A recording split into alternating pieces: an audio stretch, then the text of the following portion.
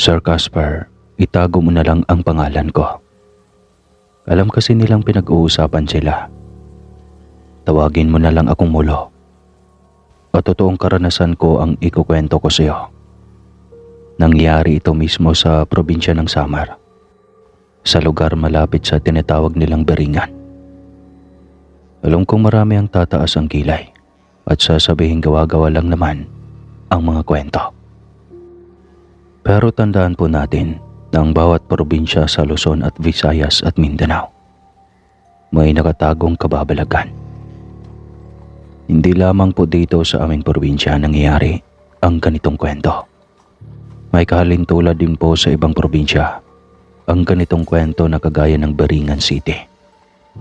Sabi po ng matatanda dito sa Samar, abot ang kanilang kapangyarihan hanggang Visayas at dulo ng Luzon. Ayaw lang nilang paniwalaan kahit alam nila sa kanilang sarili na totoo. Dahil ngayon ang mga tao nabubuhay nilang sa makabagong kagamitan at ang kanilang dinidiyos ay salapi. Totoo naman talaga na maraming hiwaga dito sa bayan namin. Hindi ko yan itatanggi. At hindi lahat ng tao dito ay naniniwala hanggat hindi nila nararanasan, sarado ang kanilang isipan. Mahiwaga man ang aking ikukwento sa inyo at may ibang hindi maniniwala sa isasalaysay ko. Pero sa inyo ko po napili na magpadala ng kwento ng buhay ko. Mahirap man unawain ang mga ilalahad ko. Ang mahalaga, malaman ninyo na tunay ang kwentong Beringan at mananatili itong mahiwaga sa ating lahat. Marami ng kwento ang nalathala at ang lahat iisa ang pinatutunayan. May kakaibang nilalang na naninirahan sa aming lugar, makapangyarihan, at mas advance ang kanilang buhay kumpara sa ating mga ordinaryong tao lamang. May nagsasabi na kaya nilang sabayan ng sikat na lugar tulad ng Hollywood. At magaganda daw ang mga ito.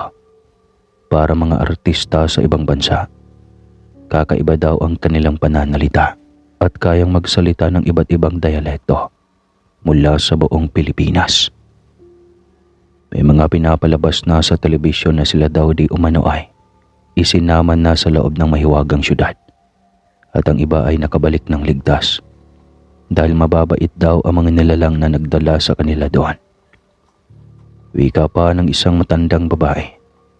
Nanligaw daw sa kanya ang isang engkanto na may mataas na katungkulan sa loob ng Beringan City. Maganda daw, lalaki ito at napakabango. Tipong artista daw sa ibang bansa. At ang pamilya daw ng engkanto ay makabago na ang pamumuhay. Nakita daw ng matandaan ang mga makabagong kagamitan ng mga ito. At walang naniwala sa matanda, pero may pinakita siyang katibayan sa kanyang pamilya. May mga dala itong alahas na mamahalin. At saksi ang aking mga ninuno na gumanda nga ang buhay ng pamilya ng matanda. Hindi lamang ako ang nagpatotoo. Marami po sa aming lalawigan ang nakasaksi at nakaranas ng hiwaga ng Beringan. At isa po ako sa nakaranas at nakasaksi sa hiwaga nito. Itatago ko po ang tunay kong pangalan, maging ang lugar namin, para na rin maiwasan namin na katakutan kami at maging ang pamilya ko. Yun nga po, tawagin nyo na lang po akong Mulo at malapit na tawag nila sa akin ay Kamulo. Isa akong mangingisda at bangkero na rin. Malimit na nagsa-sideline na maghatid ng mga turista o mga taong may sadya sa iba't ibang isla. Diyan ako kumukuha ng ikabubuhay ng pamilya ko at lumaki na ako sa ganitong buhay. Dagat ang aking source of income at kailangan naming mabuhay kahit may mga hiwaga ang bawat lugar sa aming barangay. Malimit akong marentahan patungo sa mga isla at malimit na mga dayuhan ang aking naisasakay sa aking bangkang dimotor. Malimit akong tawagin ng mga gustong rumenta dahil na rin ang bahay ko ay tabi na ng babaan ng mga galing sa iba't ibang lugar. At napakasaya ko pag may dayo dahil may pambili na ako ng bigas at pang-ulam ng mag-iina ko. Sila ang nagpapalakas ng loob sa akin kahit pa masama ang panahon, umatindi ang init sa laot. Kahit naman po kami ay mahirap lang, nakakaraos po naman kami sa araw-araw. At hindi ako gumagawa ng labag sa batas. Dahil bukod sa kapulisan, may kinakatakutan kami sa aming lugar. Babae po ito. At maraming nagsasabi na taga-Biringan daw po ito. Daw, yan ang malimit na sinasabi namin. Dahil wala pa namang nakakapagpatunay na may mahiwagang lugar na kung tawagin ay Biringan. Pero kung kayo ang nasa katayuan namin at kayo ang nakakaranas ng mga kababalagan, masasabi niyo pa kayang hindi totoo ang mga engkanto o kung tawagin nila ay elemento. Noon pa man, bata pa ako, naririnig ko na ito sa lolo at lola ko. Ang mga ganitong kwentong may nakarating daw sa Biringan City. Maganda daw doon at may malaking building at mas makabago pa sa mundo ng mga tao. Pero alam ko naman na kwentong barbero lang iyon.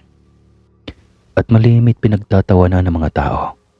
Siguro taong 1970 pa yon. Hanggang mga matay na ang mga matatandang nagpapakalat ng kwentong iyon. At patuloy na saling lahi ang mga kwento.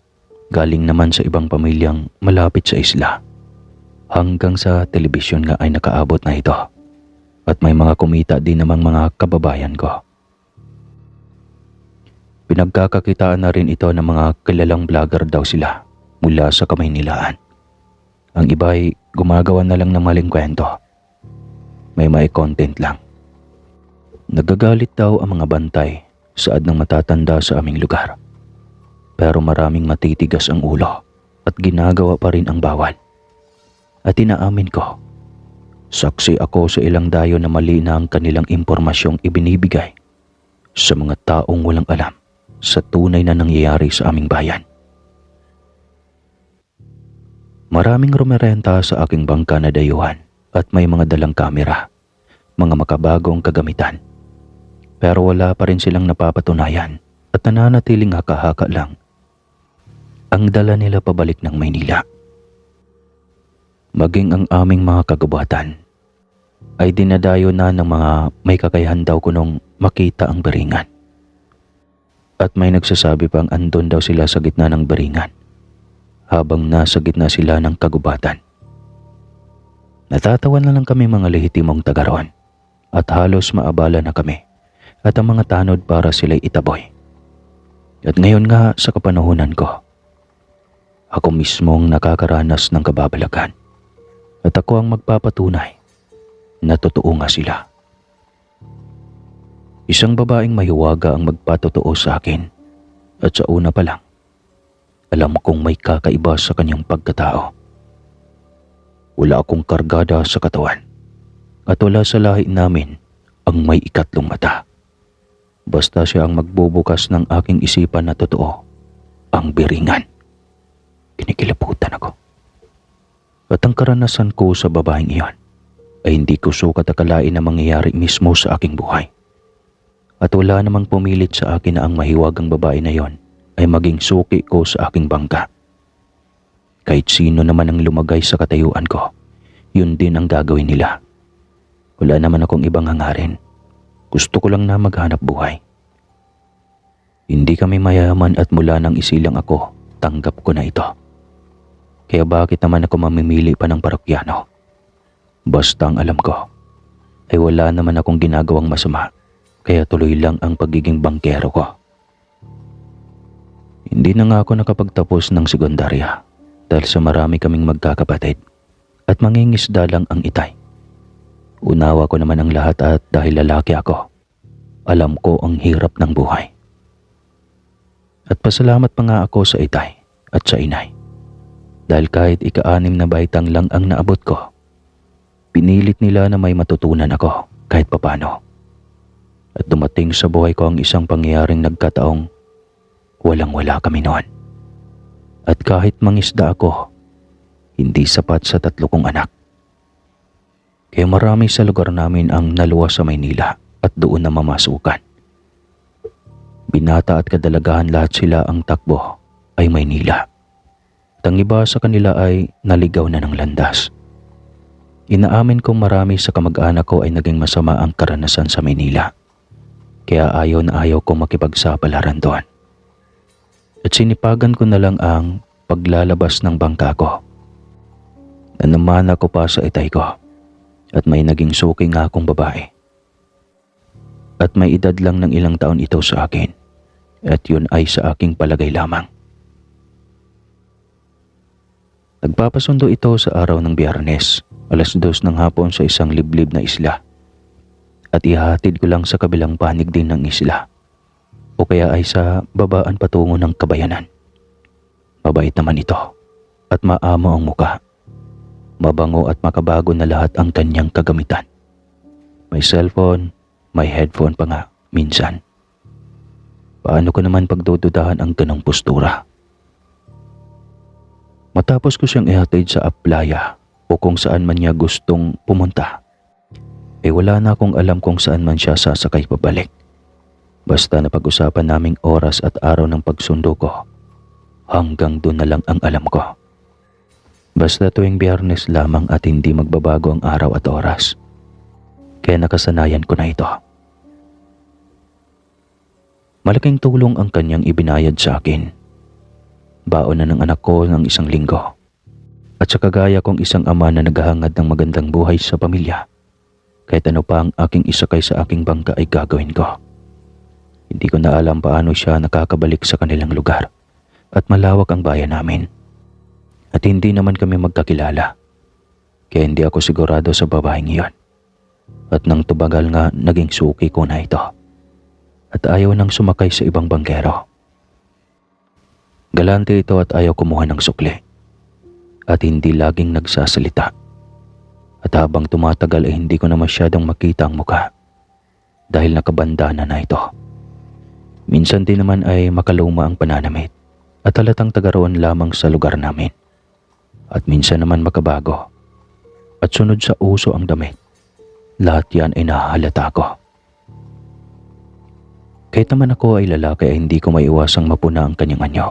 At para sa akin, para bang dalawang personalidad ang sakay ko. Minsan ang kilos niya ay masaya. At minsan naman ang kilos niya ay parang malungkot. Pakialam ko ba? Ang mahalaga may suki ako. At wala na akong pakialam kung taga saan ba ito. Sa isip ko habang nakatitig sa likuran ng babae. Malaki ang naitulong niya sa akin. Aminado ako.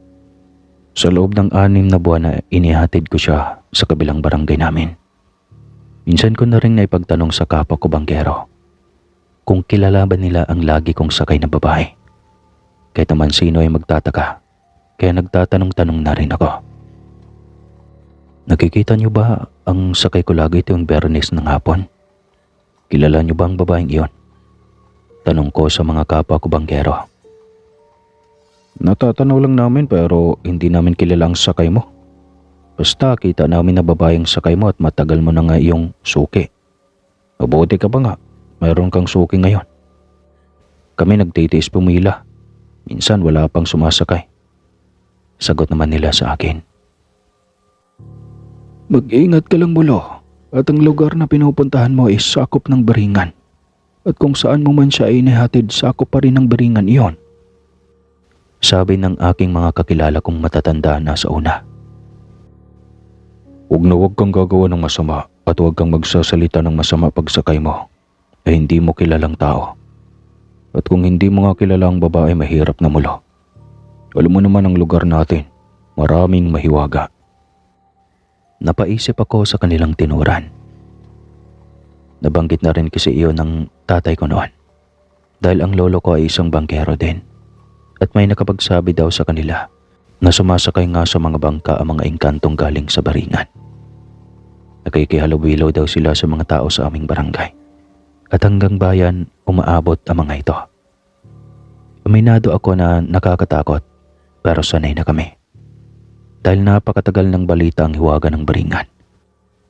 Na kung saan nga, dito na ako naninirahan at hindi naman ako pwedeng mamili ng lugar. Kailangan kong tanggapin na yon ang aking barangay at may kakaibang nangyayari dito. At dito na isinilang at namatay ang mga ninuno ko. Kaya sino ba naman ako para matakot pa? Kaya sa klase ng aking buhay, may pamimilian pa ba ako? Wala na. Hanggang dito na lang ang buhay ko. Ang mahalaga ay makatapos ang anak ko at magbago ang kanilang buhay. Ang laging dasal ng misis ko, makaalis ang aming anak sa lugar namin. Yung makapamuhay sa lungsod at hindi magaya sa amin na walang narating, kundi ang aming liblib na barangay. Mulo, sana huwag kang gagawa ng masama. Hindi ko kakayaning buhayin ang 3 nating anak. May mga nababalita na namang nawawalang bangkero. Mag-iingat ka ha. Saad ng asawa kong ramdam ko ang kaba. Hindi naman bago sa amin ang balitang may nawawalang bangkero. Sanay na rin ako. Kilala mo ako. Hindi ako masamang tao. Ipanatag mo ang loob mo. At magdasal ka na makauwi ako ng ligtas araw-araw. Kailangan nating mapagtapos ang anak natin. Iaalis natin sila sa lugar na ito. Pangako ko naman sa asawa ko. Hindi ko naman masabi sa kanya ang tungkol sa babaeng mahiwaga. Baka lalo lang matakot ang asawa ko. Kaya ingat na ingat ako na baka mahalata niya ako. Isang araw noon ay Biyernes na naman noon at nagkataon pang kabilugan ng buwan. At ang pagtataka ko sa mahiwagang babae, bakit ito ay nagpasundo sa oras na hapon na? At kahit malalaki na ang alon, nagpupumilit ako dahil kailangan kong kumita ng araw na iyon. Ang sabi naman ng babae sa akin, huwag daw ako mag-alala dahil dodoblehin niya ang bayad. Natuwa naman ako dahil kailangan ng anak ko noon ang pambayad sa eskwelahan. Inihatid ko nga siya sa kabilang isla. Hindi ko nababanggitin ang pangalan ng barangay na yon. Pasensya na kayo. Nagtaka ako dahil may sumasalubong sa kanyang isang babae at isang lalaki na kakaiba rin kung manamit. Makabago at mamahalin sa aking palagay at parang may lalakarin sila kahit malapit nang kumabi. May mga salita silang hindi ko maintindihan at hindi sila natingin sa mukha ko. Pinapakinggan kong mabuti hindi naman Tagalog at lalong hindi rin waray. Hanggang sa umalis na ako dahil may kakaiba na talaga sa paligid. Nagtayuan na ang aking mga balahibo na parang lumalaki din ang ulo ko. Ang weirdo naman ang mga ito. Pero sabagay, ano bang pakialam ko? Ang mahalaga ay kumita ako ngayon. Sa isip ko pa nun. At muli kong naisip paano siya babalik sa isla na kanyang pinanggagalingan. Hanggang sa umuwi na lang ako. Dahil kapag kabilugan ng buwan, minsan malaki ang alon. Kaya umuwi na agad ako at nagpahinga na. At wala naman kaming napag-usapan na susunduin ko sila. Na mga oras na iyon ay napapaisip na talaga ako sa babae. Dahil meron talagang kakaiba sa kanya. At maging sa dalawang sumasalubong sa kanya, medyo may kakaiba na akong Medyo iba na talaga ang nararamdaman ko mula noon. At bakit ba? Para sa kanila ay napakasimple lang na magtungo sa mga lugar na para sa akin ay kakatuwa. Yung mga lugar na walang kabayan minsan, o lugar ng aplaya na ang dulo ay kagubatan na. Ano ba yung aplaya? Di ko alam yun . Paki-comment nga sa mga taga-Samar kung ano yung aplaya. Napaisip tuloy ako sa sinabi ng itay ko noon.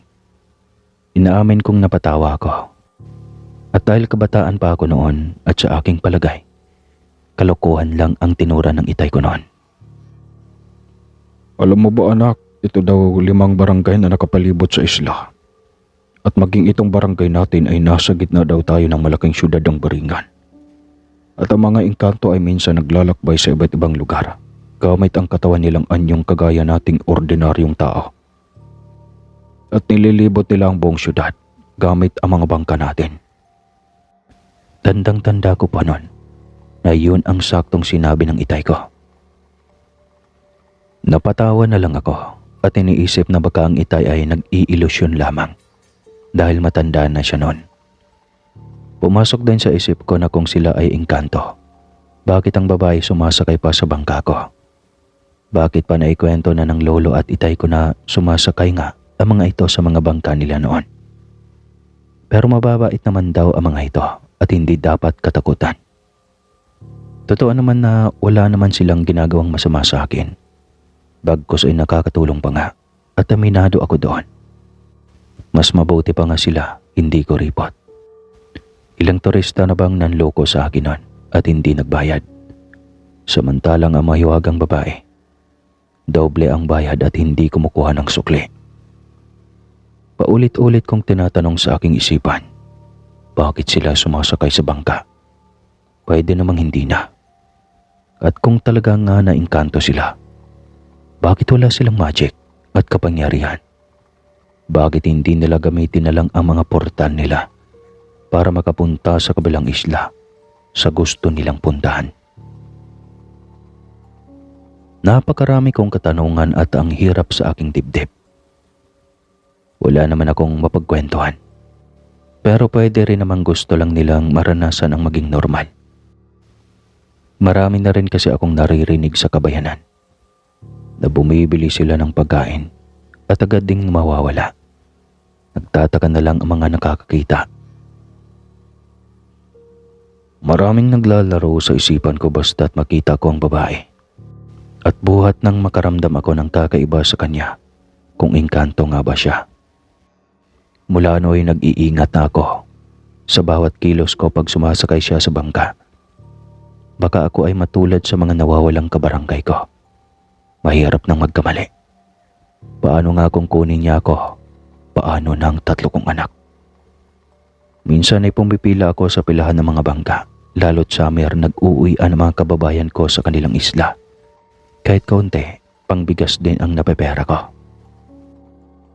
At pag kami ay kumpleto sa tambayan, nagkukunwari ako magkwento ng pahapiyaw sa mga kapwa ko banggero. Yung tipong hindi ko sinasabi na ako ang nakaranas. Sinasabi ko lang na nakwento sa akin ng ibang tao. Sinusubukan ko lang kasi kung may karanasan din sila na kagaya ko. Mahiwaga mo lo, pero mas mabuti na siguro na umiwas na lang tayo at huwag nang pasakayan. Marami-rami na rin ang nawawala sa mga kabaro natin. Nakakatakot kung totoo man. Dahil ang balita, pinapahirapan daw ang mga kinukuha nila. Kwento ng mga matatanda nating kapabangkero yan. May ilang nagsasabi na nakikita daw ang mga nawawalang bangkero sa laot. Dala ang kanilang bangka at may mga sakay daw. Sabi ng ilang saksi, at magtataka ka dahil naghahanap ang pamilya nila. At ang sabi pa'y maganda na ang buhay at umaalis sa ating barangay. Kwentuhan pa nila at nananatili lang akong nakikinig sa kanila. Muli akong nakaramdam ng takot dahil nga sa aking lihim na suki sa bangka. Paano kung kunin din nila ako? Hanggang sa matulala na ako. Wala, basta wala tayong ginagawang masama. Maniwala ka, ligtas tayong lahat. Matanda na ako, Mulo. At alam ko na ang mga bawal at kung totoo ba o hindi ang sakay ko. Pag alam nilang mabuti kang tao, hindi ka nila papakialaman. Ani ka, Berto, at naniniwala ako sa kanya. Siya ang katandaan sa aming mga banggero. Ramdam ko na marami na din siyang tinatagong lihim sa katawan. Ang mga payo nga sa akin ng matandang banggero ay hindi ko kinakalimutan. Mahirap nang maparusahan dahil ang ilang magnanakaw sa aming lugar nawawala na lang at hindi na nakakabalik pa sa kanilang pamilya. Marami na rin kaming napapabalita noon na mga nawawalang bangkero na kagaya ko. Dahil siguro may nagawa silang hindi nagustuhan ng mga engkanto. Kaya naman mas ingat na ingat ako na gumawa ng masama. Maliliit pa kasi ang mga anak ko noon. Pinalaki naman ako ng aking ama na maging mabuting tao. At sa dami naming magkakapatid, ni isa'y walang gumawa ng masama na ikapapahiya ng mga magulang namin. Ang mga kapatid ko kahit payak lang ang pamumuhay, hindi ko sila nakita ang magnakaw. Takot sila sa laging panakot ng aming ama na kinukuha nga daw ng mga engkanto ang mga magnanakaw sa aming barangay. At isang pangyayari nga na hindi namin maipaliwanag mula sa barangay ko hanggang sa mga karatig barangay namin na may mga nawawala na namang mga kadalagahan at kabinataan. Ayon sa mga pulis, ang iba ay nagtanan. Uso kasi noong araw ang pagtatanan at ang iba naman ay naglayas. Meron din mga matatanda na nagsasabi na ang mga nawawalang ito ay may mga ginagawang mali sa Maynila at nagtatago dito sa bahay namin. At mula noon, natuto na akong mag-imbestiga. At ang iba kasi na nawawala ay mga kakilala ko. At ang iba ay kamag-anak ko pa. May 2 lalaki na nawawala na kilala ko ng personal. At ito ay kilala kong nagtatrabaho sa Maynila. Nabalitaan ko na lang na isa itong drug pusher. Ang sabi ng kaberto ang matandang banggero, nagagalit daw ang mga engkanto pag ang mga lehitimong taga rito sa aming barangay ay gumagawa ng masama sa lungsod. Alam daw ng mga engkanto yon. Wala daw lihim sa kanila dahil nga daw nasa loob kami ng syudad ng Baringan at nagbabantay daw sa amin at hindi namin alam na kasalamuhan na namin ang mga taga Baringan. Ang mga katagang binitawan ni Caberto ay tandang-tanda ko pa. Kasalamuha daw namin araw-araw ang mga engkantong hindi namin nakikita. Kaya mula nooy nagduda na ako kay Caberto na may alam ito. Ayan na naman sila sa kwentong sila lang din naman ang natatakot. Pero alam kong may nalalaman ang Caberto. At ayaw kong malaman niya na nagdududa na ako sa kanya. Sa isip ko pa noon. Ayon naman sa pamilya ng mga nawawala, ang paniniwala din nila ay kinuha nga daw ng engkantong babae. Ang tanong ko naman sa kanila at pinipilit ko rin namang maniwala. Bakit sinasabi ninyong engkantong babae? Nakita niyo po ba? Tanong ko. Kami na lang ang nakakaalam nun, Mulo. Bawal kaming magsalita at payapa ng aming mga kapamilya. Saad ng ama ng nawawalang lalaki. Pero sabi ng Caberto, iyon daw talaga ang nangyayari, kahit noon pa man.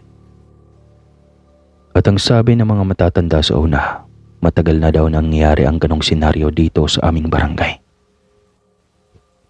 Ang tanong ko pa, paano nila maisama? Sinasakay ba nila sa bangka? At naalala ko bigla, bakit hindi pa ako muling nirerentahan ng suki ko? Agad akong nagtaka. Binabalik-balikan ko naman ang lugar kung saan ko siya isinasakay, pero wala ito. Muli akong napaisip habang kausap ko ang mga kabarangay ko sa Aplaya. Maraming katanungan nga muli ang pumasok sa isipan ko. Sabi ng mga kabarangay ko, nandito na naman ang engkanto sa lugar namin. Kaya daw laging may nawawalang kabarangay namin. Siguro daw ay dahil sa mga mapupusok na mga kabataan. Nagagalit na naman ang mga engkanto na nagbabantay sa barangay namin. At ang engkantong ang iyon ay mula sa mahiwagang lugar ng Baringan na laging pinag-uusapan dito sa aming bayan. Nahati nga ang opinyon ng mga tao. May naniniwala. Meron din namang hindi. Ewan ko na nga sa inyo. Bahala na nga kayo. Basta ko, hahanapin ko ang parakyano kong babae. Walang pambaon ng mga anak ko. Sa isip ko. At muli akong sumubok puntahan ang isla kung saan ko tinatagpo ang mahiwagang babae.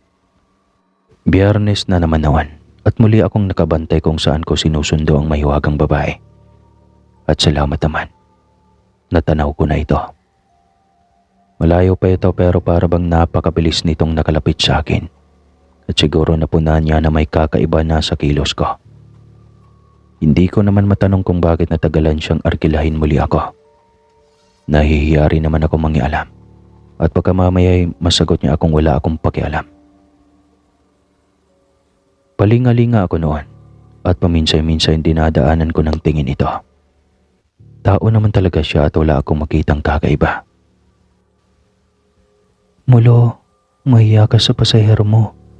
Kung ano-ano ang iniisip mo, Dahil yan sa mga naririnig mo sa kabarangay mo.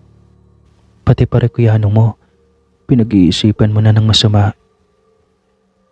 Mga salitang nasa isipan ko ng mga oras na yon. Nahihiya tuloy ako sa kanya. Makabago ang kanyang suot noon at may mabango pa rin itong amoy. Iisipin mo din na may kaya ito sa buhay. May alas kasi akong napuna. Agad ko namang inalis ang aking tingin. Baka ako'y mahalata niya. At kung engkanto nga ito, baka mabasa ang aking isipan. Mahirap na. Sa kalagitnaan ng aming pagbiyahe, may napuna akong parang ang bagal ng aming takbo. At parang ang hirap abutin ng kabilang pangpang. Sakto pang malalaki kasi ang alon noon. Nakaramdam na ako ng takot. At biglang nagsalita ang babae. Sabay tumitig ito sa akin. Huwag kang matakot sa akin, lalaki. Hindi naman kami masama. Alam ko lahat ang agam-agam na nasa isipan mo. At nababasa ko ang laman ng iyong isipan. May pagdududa ka na sa akin at natural lang iyon. Ang mga nawawalang kabinataan at kadalagahan sa inyong lugar ay hindi naman kami lahat ang may kagagawan. Ang iba ay kinuha namin dahil may nagawa silang labag sa aming batas at sila ay nasa pangangalaga na ng aming kataas-taasang namumuno sa lugar na ito. At alam ko naman na hindi na iba sa iyo ang lugar ng Beringan o Iringan kung tawagin nila. Hindi ako nananakot, lalaki. Kaya ikaw ang napili ko na rintahan lagi dahil alam kong may pangangailangan ka sa buhay. Lahat kayo na naninirahan sa barangay na ito at sa kabilang barangay man ay alam na namin at kilala na namin ang iyong pinagmulan. Lahat ng lehitimong taga rito ay napag-aralan na namin ang pagkatao. At ayaw namin nagagawa kayo ng masama. At ayaw din namin nalalabag kayo sa aming mga ipinagbabawal. Dahil kayo ay nasasakupan ng aming kaharian. Ang tinatawag na mahiwagang lugar ng Beringan. Ayan, kaibigan. Tanggapin mo ang kaunting tulong para makatapos sa pag-aaral ang mga anak mo. At nang hindi mapagaya sa iyo na hindi nakatapos ng pag-aaral. Huwag ka sanang gagawa ng masama at pangako. Tutulungan kita. Alam kong mapagkakatiwalaan kita. At ang lihim natin, itago mo, kaibigan. At inabot na nga sa akin ang babayang sa tingin ko ay parang dahon lamang na nakabalot sa plastik. At paglingon ko, malapit na kami sa pangpang kung saan ko siya inihahatid. Bubaba na siya at kumaway lang sa akin. Natulala ako at parang kilalang kilala ko na siya. Kay gaan ang aking pakiramdam. Parang natuldukan na lahat ang aking agam-agam. Parang ang aking mga katanungan ay nasagot sa simpleng salita niya sa akin. At nananatili sa kamay ko ang pera o dahon na nakalagay sa plastik. At parang ako ay nagising at bumalik sa tamang wisyo. Nang muli kong tignan ang aking hawak, ito ay naging pera na lilibuhin. Halos kinilabutan ako at ang lamig ng pakaramdam ko na para ba akong lalagnatin. Halos mapaupo ako sa bangka ko. Muli kong tinitigan ang pera sa plastik at natatakot ako dahil sa sinabi ng babae. Napatunayan kong engkanto nga ito at kilala niya kami. Pero bakit ganun kahaba ng kanyang binanggit? Para bang kilalang kilala na niya ako. At tama lahat ng kanyang sinabi kong ihahambing ko sa kwento ng kaberto. At maging ang sinabi ng ita at lolo ko. Diyos ko, ano ba itong nangyari? Nakakatakot naman. Sa isip ko, hindi ko kakayaning sarilinin pa ang aking nalalaman at ang perang hawak ko. Kaya ipinagtapat ko ito sa asawa ko. At sinabi kong huwag ipagsasabi sa iba dahil pwedeng magalit ang engkanto sa akin o baka parusahan ako. Tandaan mo ang bilin ko. Alam nila pag pinag-uusapan sila.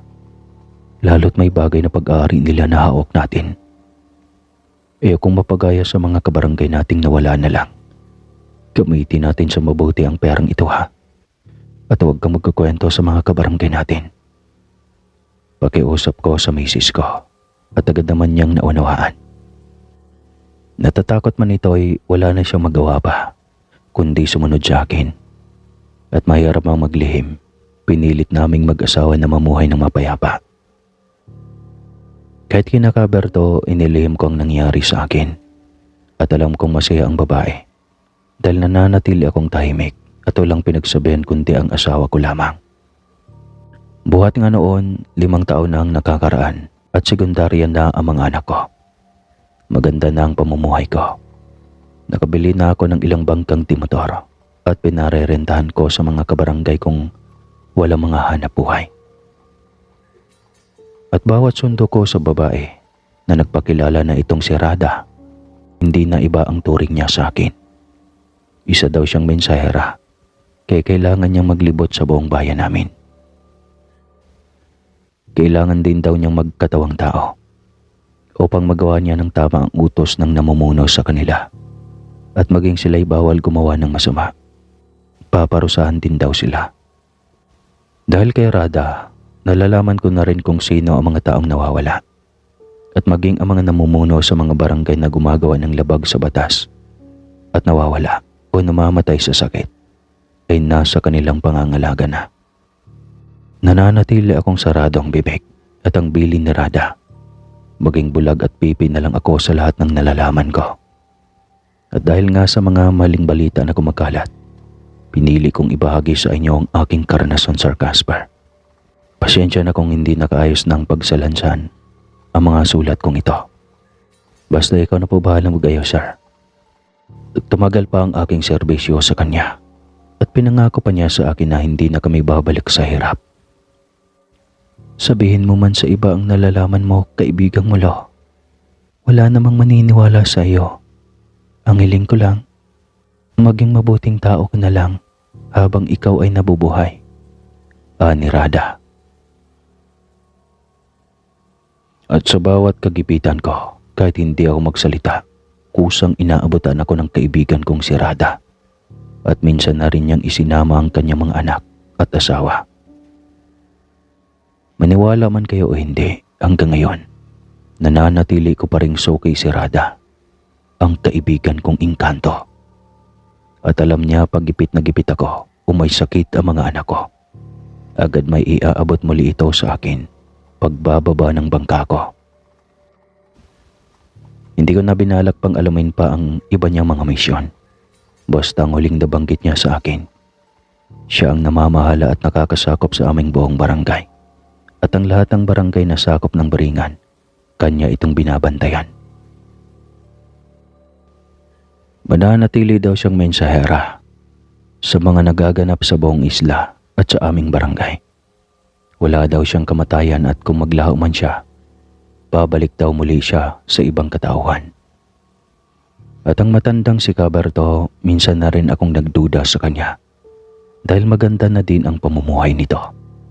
Nahalata ko rin ang kanyang pananahimik. At sa kabilang isla naman, ang lagi nitong ruta. Hindi siya nagsasalita ng kung anuman. Nahalata kong siya man ay may iniingatan ding lihim. At bago ko po tapusin ang kwentong ito, nakikiusap lang po ako sa nakakaalam sa lugar na ito, lalo na mga taga-Samar, mga may edad na ngayon. Diba dati nabalitaan nyo, usong-uso ang mga nawawalang tao dito, malapit sa Baringan. Ang pakiusap ko lang po sa inyo ay sana'y huwag niyong banggitin ang pinakapangalan ng barangay. Yung barangay na alam niyo na, yung hanapan ng mga nawawala nung nauso yung mga nawawala dati. Sana po ay pakinggan niyo ako. Hanggang dito na lang po, Sir Casper. Tandaan po natin ang Baringan na ito totoo at dadalhin ko ang lihim kong ito hanggang sa aking kamatayan. Sabi nga ni Rada, wala namang maniniwala sa akin. Mag-iingat po kayong lahat. Salamat po sa pakikinig. Muli po, ako po si Mulo ng Samar. Taga Samar, pa-comment nga, totoo ba yun? Grabe, kinilabutan ako.